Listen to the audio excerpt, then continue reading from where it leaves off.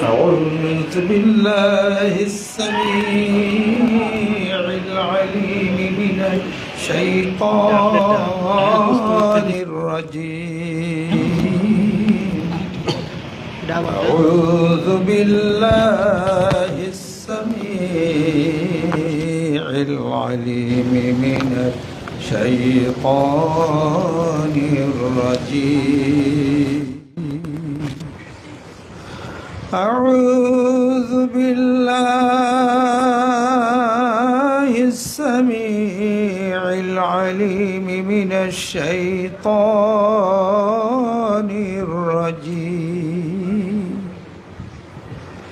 هو الله الذي لا إله إلا عالم الغيب والشهادة هو الرحمن الرحيم. هو الله الذي لا إله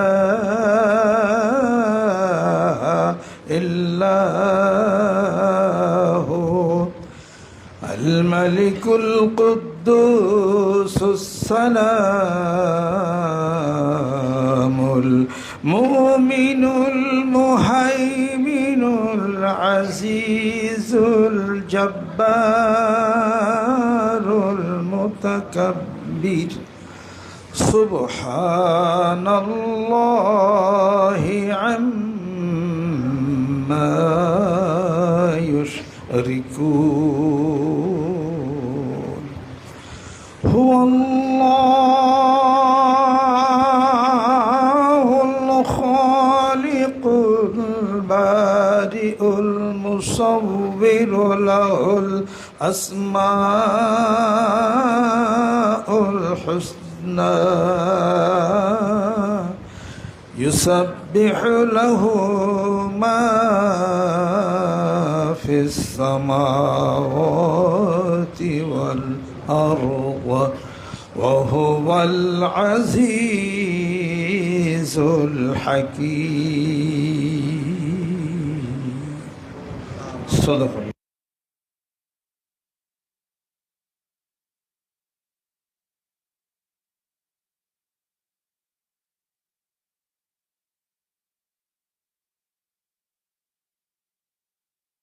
يريدون وجهها قبل طلوع الشمس وقبل الغروب قبل طلوع الشمس وقبل غروبها. সকাল সন্ধ্যা কোনো আমল করার আগে আমল করার নিয়ম আগে জানতে হবে। কুরবানি করার আগে কোরবানির নিয়ম জানতে হবে। কোরবানি কেন করলাম তা জানতে হবে।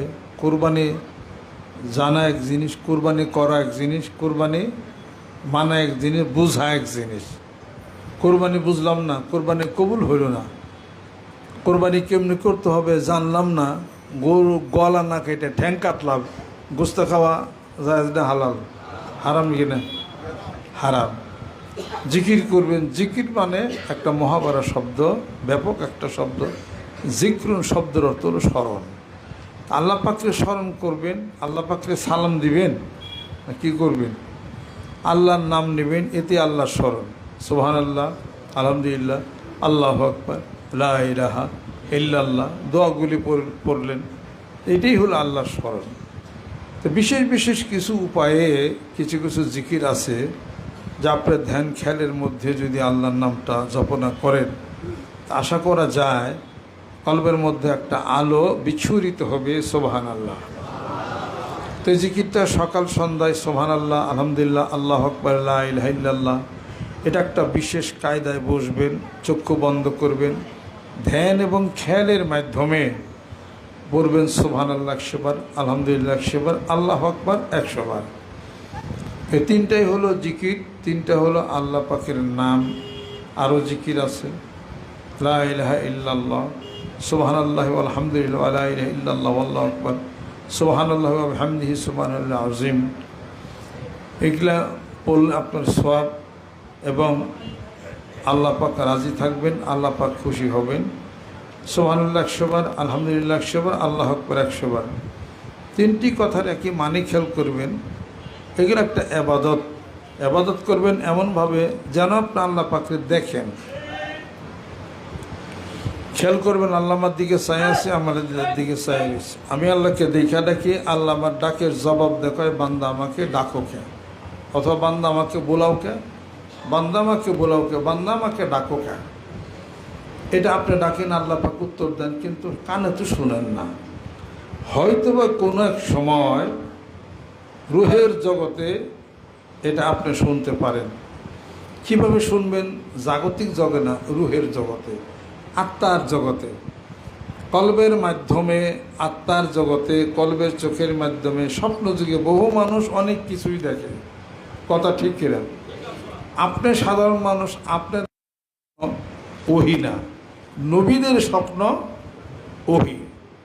যেমন ইব্রাহিম আলাইহিসসালাম স্বপ্নে দেখলেন, রব্বি হাবলি মিনাস সলিহিন ফাবাশশারনাহু বিগুলামিন হালিম। আমি তাকে এক সহিষ্ণু পুত্র উপহার দিলাম, আমার ইব্রাহিমকে।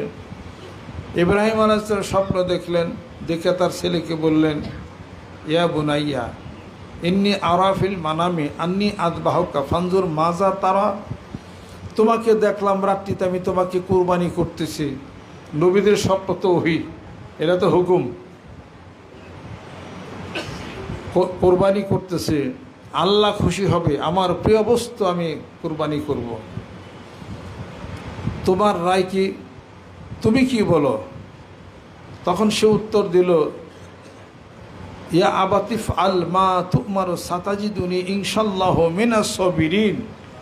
হে আমার পিতা, যা করেন অচিরেই আমাকে ধৈর্যশীলদের মধ্যেই পাবেন আপনি। তাহলে পরে নবীদের স্বপ্ন ওহী, সাধারণ মানুষের স্বপ্ন ওহী না। আপনি স্বপ্ন যুগে দেখেন, মক্কা শরীফে গেছেন, মদিনা শরীফে গেছেন, তাকে আপনার হজ কি হয়েছে? হজ আপনার হয় না। শরীয়তে হজ আপনার পালন করতে হবে। আপনাকে শরীয়তে হজ পালন করতে হবে। রাসূল সাল্লাল্লাহু আলাইহি সাল্লামের সাথে দর্শন হইল, জাহান্নামের আগুন মাপ, তবে সাহাবী হন নাই, যেহেতু স্বপ্নে দেখছেন। এইরকম আপনার রুহের আত্মার জগতের অনেক কিছুই আপনি দেখবেন, জানবেন, বুঝবেন। সেগুলো তো শরীয়তে কোনো বর্ণনা করা নিষেধ। আপনি আল্লাহর জিকির করেন, জিকির করতে করতে করতে করতে দেখা যাবে যে এই ভিতরে, কলবের ভিতরে আলো, লাইট জ্বলে। এই আলোকে হে আলোর মতো। কলবের মধ্যে যে আলো, এই আলো আর এই আলোকে এক। এই আলোর আলোতে দেখা যাবে এই পর্যন্ত, আর কলবের আলোতে দেখা যাবে আল্লাহর আরশ পর্যন্ত। বেশ কম আছে না? নাই। এটা হলো ওই জগতের খেলা। এই জগতে বৈশা ওই জগতের চিন্তা করা খুব কঠিন ব্যাপার। যা চোখে দেখতেছেন না, অথচ বিশ্বাস করে করেন, এটা তো একটা কঠিন ব্যাপার। এটা এই জগতে থাইকা আত্মার জগতের চিন্তা করা, আত্মার জগতের সাধনা করা, এটা তো যেমন তেমন ইমানের ব্যাপার না। এটা অনেক শক্ত পুক্ত ইমান হলেই তো এটা সম্ভব হবে। ইত্তাকু ফিরাসাতাল মুমিন ফাইন্নাহু ইয়ানজুরু বিনুরিল্লাহ। এটা তো এই জগতের কথা না, এটা তো রুহের আত্মার কলব জগতের কথা। এটা সুবহানাল্লাহ। ইন্না আরাদনাল আমানাতা আলাস সামাওয়াতি ওয়াল আরদি ওয়াল জিবালি ফাআবাইনা আন ইয়াহমিলনাহা ওয়া আশফাকনা মিনহা ওয়া হামালাহাল ইনসান। এটা কি দুনিয়ার জগতের কথা? এটা তো আপনার রুহের আত্মার জগতের কথা। আল্লাহ বলেন, আসমান জমিন পাহাড়ে আমার আমানত রাখতেছিলাম। আসমান বলে না, পাহাড় বলে না, জমিন বলে না, মানুষের মধ্যেই সেই আমানতের ভার আছে। মানুষ যা বহন করে চলছে। সুবহানাল্লাহ। আপনি দেখেন তো সেটা কি? চোখ দিয়ে দেখান তো, প্রমাণ করেন তো দেখি। সেটা পারেন নাকি? জীবন চলে যাবে, পারবেন না। এটা সাধনায় করে এটাকে আপ্ত করতে হবে। এটাকে এবার সাধনায় যা নাই বিশ্ব ব্রহ্মাণ্ডে, যা আছে এই বিশ্ব ব্রহ্মাণ্ডে, তা বিরাজ এই মানব ভাণ্ডে, সেটা হলো আমানত। আল্লাহ সে আমানত। কি আমানত? আল্লাহ ভালো জানেন, আপনি জানেন না, আমিও জানি না। তবে আমানত আছে আপনার ভিতরে, এইটা ঠিক, এইটা ঠিক। এবার সাধনার মাধ্যমে ফল আনতে হবে। দুনিয়ার কথার কইন আছে, দুনিয়া মেলা দেখা গেছে, এত দুনিয়া করতে করতে করতে করতে এত লাভে এত ক্ষতি। এই ক্ষতি হইতে হইতে তো মাথার চুলও ক্ষতি হয়েছে, পাকছে না? দাড়ি ক্ষতি হয়েছে, পাকছে না? চোখ ক্ষতি হয়েছে, কমছে না? জ্যোতি ঠ্যাং ক্ষতি হয়েছে, বিষ হয়েছে না? পেট ক্ষতি হয়েছে না? আগে খাইতে হজম হইতে না, হজম হয় না খায়, এত ক্ষতি কিন্তু হয়ে গেছে, লাভ করা পারেন নাই। কথা ঠিক কিনা? এইরকম ক্ষতি হইতে হইতে হইতে হইতে এমন একটা সময় আসবে যেদিন জীবনের শেষ ক্ষতিটা হয়ে যাবে। ইদা জাআ আজালুহুম লা ইস্তাখিরুনা সাআতাও ওয়া লা ইস্তাকদিমুন। এমন ক্ষতি হবে যেদিন আজরাইল আলাইহিস সালাতু ওয়াস সালাম আইসা, তোমার ভিতরে যে একটা রুহ থাকে, রুহ আছে দেখে নড়াচড়া করো, খাও দাও, হাঁটা চলাফেরা করো, দোকানে যাও, ব্যবসা বাণিজ্য করো, এমন ক্ষতি তোমার হয়ে যাবে। আল্লাহর হুকুমে আজরাইল আইসা তোমার রুহটা নিয়ে যাবে, মরা দেহটা জমিনের মধ্যে পইরা থাকবে, নড়াচড়া বন্ধ হইয়া যাবে, চোখের জ্যোতি জনমের মতো তাড়িয়া যাবে, হাতের স্পন্দন বন্ধ হয়ে যাবে, পায়ের নড়াচড়া বন্ধ হয়ে যাবে। তোমাকে বাদ দিয়া বাড়িতে মানুষ গণনা করা হবে। তোমার 10-20 লাখ টাকা ব্যাংকের ফিক্সড ডিপোজিট টাকাগুলি আসলো, সাকসেশন সার্টিফিকেট উঠাইয়া ছেলেপেলেরা, স্ত্রী পরিজন যারা আছে ভাগাভাগি করে নেবে। এত সুন্দর দালান বানাইছিলা, এত কোঠা বানাইছিলা, দামি তুমি চড়ছিলা, সুন্দর একটা আংটি হাতে দিছিলা, গলাইছেন, দামি দামি পোশাক বানাইছিলা, কত সুন্দর খাট পালঙ্ক বানাইলা। এই সব কিছু ফালাইয়া দিয়া ওই যে দূরে একটা কবর ঘোরা দেখা যায়, বাঁশবের নিচে ছোট্ট একটা জায়গাটাকে 3.5 হাত মাপ দিয়া কবর বানাইয়া জীবনের শেষ গোসলটা করাইয়া, সাদা একটি মার্কিন কাপড় দিয়া মাথা থেকে পা পর্যন্ত মোড়াইয়া জীবনের শেষ গোসলটা করাইয়া, জানাজার নামাজ পড়াইয়া 4 জন মানুষের ধরাধরি করে নিয়ে চলবে। ওখানে একাকী থাকতে হবে। মনকে বুঝাইবেন, মন আর কতদিন পৃথিবীর বুকে দুনিয়ার এই জমা খরচের হিসাব নিকাশ তুমি করবা, আর কতদিন জমা খরচ করবা। দন্ত পরিবে, চুল পাকিবে, যৌবনে লাইগা যাবে ভাটি, দিনার দিনে খসিয়া পড়িবে রঙিলা দালানের মাটি। হারেরি ঘরখানে চামেরার ছাউনি, বন্দে বন্দে জোড়া, তাহারি ভিতরে মনোরা পাখি ছুটলে না দেয় ধরা। সেই পাখি কিন্তু যাবে উড়াল দিয়া। মনকে বোঝাবেন, মন বাড়ির পাশে চাচার বাড়ি আছিল, মামার বাড়ি ছিল, তাওয়ের বাড়ি ছিল, বিয়ের বাড়ি ছিল, বিয়েই নাই, চাচা নাই, তাওই নাই, মা চলে গেছে, খালা চলে গেছে, বাপ চলে গেছে, এবার তুমি শুধু একা। মনকে বুঝাইতে হবে, মন কবে জানি তোমারও যাওয়ার পালা হইয়া যায়। এইভাবে করে মনকে বুঝাইতে সারা দিনে অন্তত পক্ষে 2 বার মরণের এই খেয়াল করতে হবে। কয়বার? একবার হলো সকালে ফজর নামাজ পর, আর একবার হলো মাগরিবের পর। 2 সময় আমলনামার ফেরেশতারা পরিবর্তন হয়। 2 সময় মরণের কথা খেয়াল করো, মরণ বলে স্মরণ রাখো। বেশি দিন আজ বাঁচবে না কো, কথার মতো কথা শিখো, মরণে যাবে জানা। বেঁচে আসো আশ্চর্য, নাই মুর্শিদের সাহচর্য, থাকতো যদি একটু ধৈর্য, ঐশ্বর্য তার গায়ে ধরতো না। এবার জীবনের সব কিছু ফালাইয়া দিয়া এতিমের মতো হইয়া চারজন মানুষের কান্দে ছোড়া বিদায় হয়ে যাইতে হবে। খালি হাতে একা পথে বিদায় করে দিবি তুরি। যেদিন তুমি হারিয়ে যাবে মন এই বিরাট ভুবন অন্তরালে, যারে তুমি ডাকো আখিনি রে সে যে আর আসিবে না ফিরে, সে যে চলে গেছে দূর ধামে। আগলে এগুলো আমার কথা না, এটা আব্বার কথা। এটা বলছে, আমি ডায়েরিতে লেখা রাখি।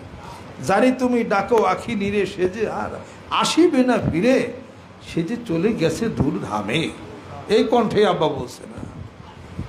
এই কথাগুলি হৃদয়ে মালা গাথ, মালা গাঁথিব কার লাগিয়া রে। কথাগুলি গাথ, আর যার উসিলা করে যার ভালোবাসাকে ঠিক রাখলে রসুলের ভালোবাসা ঠিক থাকে, ওই ভালোবাসা ঠিক রাখো। যার সাথে ওঠা চলাফেরা করলে তোমার নবীর কথা মনে হয়, রসুলের কথা মনে হয়, তার সাথে উঠা বসা করো।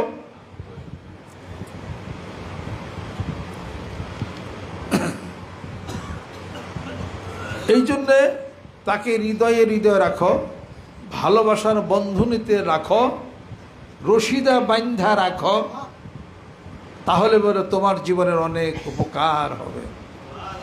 আব্বা গেছিলেন বরিশাল ইসাক রহমতুল্লাহর কাছে, রশিদা বান্দিছিলেন। ইসাক রহমত বলেন, ব্যারিস্টার সাহেবের নৌকা বহু আগে চলিয়ে গেছে। বান্দিছিলেন বান, আর অনেক শক্ত বান, যেন তেন করে বান্দিও না, ঝড়ি বাতাসে খুইলা যাইতে পারে। যদি খুইলা যায় 5,500 কোটি টাকার স্বর্ণের নৌকা, কিন্তু রশিদা যেন তেন করে বান্দিছিল, বাতাসে ধাক্কাতে খুইলা যাবে। খুইলা গেলে নৌকা কিন্তু হারাইয়া যাবে। বয়াতের বান টাইট করে দিও, ইচ্ছা করে যেন না সব পারবো, টাইট করে বান্ধাও। এবার বান দিলে কাজ হবে কি, ওই যে নেই যাও, একটা টান লাগলেই ঘুরে আইবা। আইলে জিকির করবা, দেন খেল করবা, বেস্টের লাইনে থাকবা। আর একা যদি যাও শয়তান হয়ে যাইবা, শয়তান তোমার বন্ধু হয়ে যাবে। এটা খুব হিসাব করতে।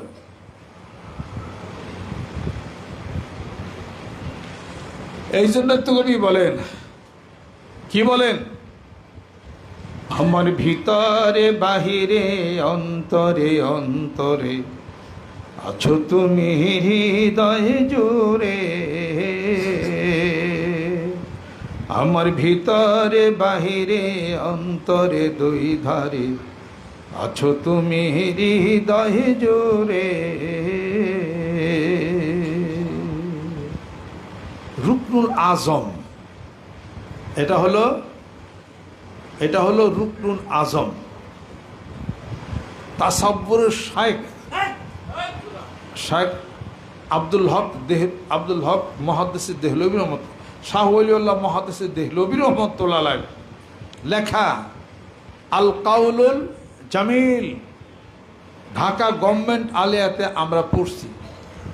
আল কাউলুল জামিল, শাহ ওয়ালিউল্লাহ মুহাদ্দিস দেহলভী রহমতুল্লাহ, তিনি বলছেন, তাসাব্বুরের শাইখ, তোমার শাইখের খেয়াল করো, এবাদতের মধ্যে না এমনি বসে থাকো, খেয়াল করো, দেন খেয়াল করো যে আমার শাইখ অমুক, তার অন্তরের সাথে কলবের সাথে লাগা আছে, তার শাইখ অমুক, এরকম করতে করতে করতে করতে সিলসিলাটা, এটাকে তাসাব্বুরের শাইখ বলে। এটা রুকনুল আজম, আধ্যাত্মিক জগতের প্রধান রুকন। এইটা তোমার খেয়াল নাই, তোমার তাসাব্বুর নাই, খেয়াল থাকতে হবে। যদি খেয়াল থাকে, ভালোবাসা আকর্ষণ থাকবে। আকর্ষণ থাকলেই না তুমি তার কাছে যাইবে, গেলেই তো একটা ইসলামের কথা, ভালো কথা, নবীর কথা শুনবা। না গেলে তুমি শুনবা কোন জায়গার থেকে? আসর থেকে এই পর্যন্ত আলাপ আলোচনা হইলো, বাড়িতে থাকলে কি হইতো? এটা থাকলে কি পাওয়া যাইতো? এটা তাহলে সেই আকর্ষণ আছে বিধেই তুমি বাধ্য হয়ে আসছো দেখেই কিছু কথা শুনছো। তাহলে পরে চুলার কাছে গেলে আগুনের তাপ লাগবে। আর যেটার সাথে যেটার বান, যদি বান দিতে পারো একবার, তাহলে এই নৌকা আর যাবে না, কথা নৌকা বান্দা হয়ে গেল। সুবহানাল্লাহ। বয়তের রশির বান্ধমে মরিদ হব বড় জিনিস না। মরিদ হইয়া এক করে জীবনের শেষ পর্যন্ত টিকায় থাইকা যাওয়া হলো বড় জিনিস।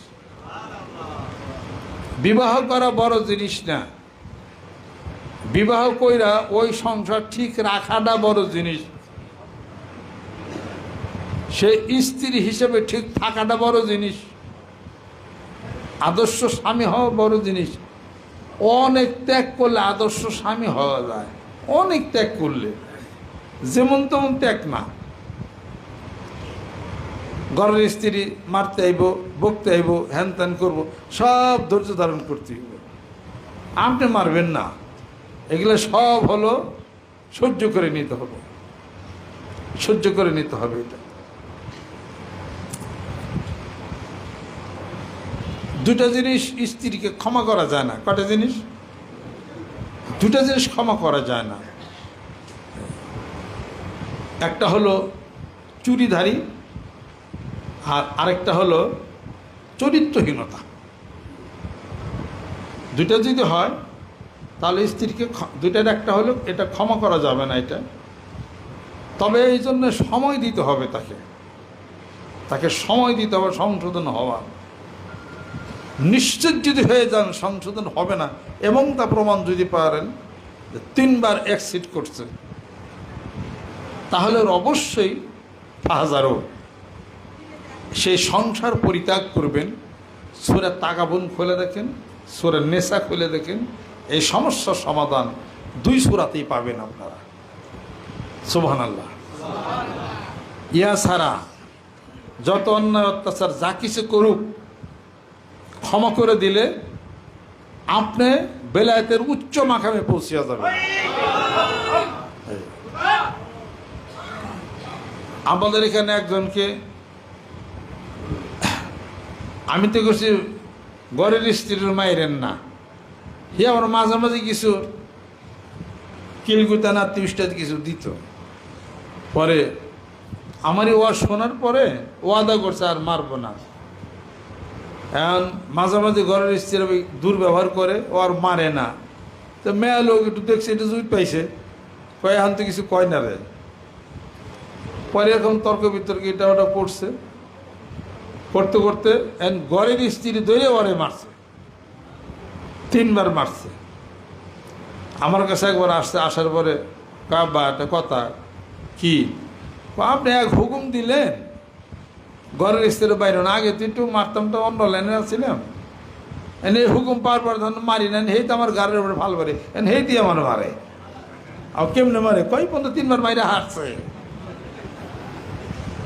আর দেন আপনি কিছু কই আর না, পুরুষ মানুষ, আপনি তো যে আমার হাত বেঁধে হুকুম দেন, হুয়া আলাবু আমাদের সর্বনাশ। হুকুম দিলে কোন বাইরে মাইরে হলে পুলিশের কব যে পীরের হুকুম মাইরে আলাইছে, পরে পুলিশ ধরে আমারে এত ঠেকা নাই, আস্তে আস্তে করেন।